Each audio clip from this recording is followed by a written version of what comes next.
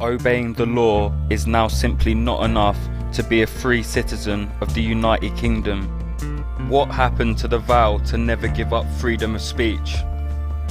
David Cameron has said that Britain is too passively tolerant and should not leave people to live their lives as they please just because they obey the law. He has said that for too long we have been a passively tolerant society, saying to our citizens, as long as you obey the law, we will leave you alone. At the National Security Council, David Cameron unveiled a series of measures that he said would crack down on people holding minority extremist views that differed from Britain's consensus.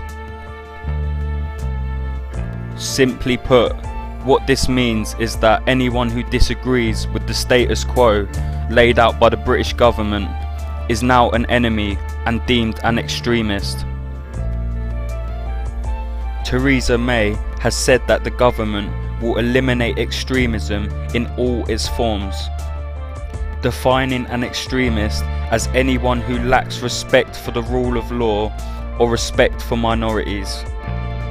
This would not just include Islamic extremists, but anyone who fights against draconian laws, disagrees with government foreign policy, or even Christians who disagree with gay marriage. This is in no small way the policing of people's thoughts, aka thought crime.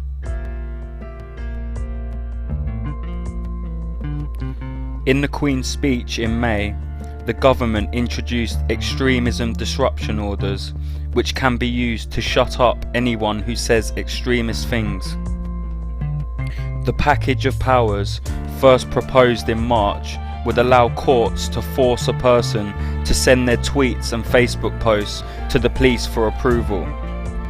If you're served with an EDO, you can't speak on a public platform, and you need permission from the police even to tweet.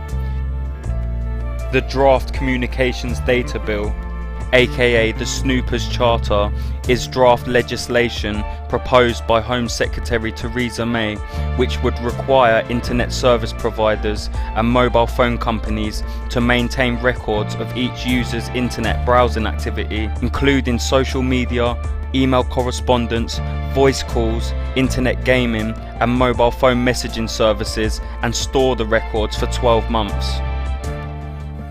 We all knew that the government was spying on us, but now simply disagreeing with this is enough to class you as an extremist. If you disagree with anything that the UK government says or does, you can now be classed as a domestic terrorist and thus treated as such. What this now means is that political activists, journalists and whistleblowers can now be treated worse than criminals. Telling the truth is now a crime. Welcome to the New World Order.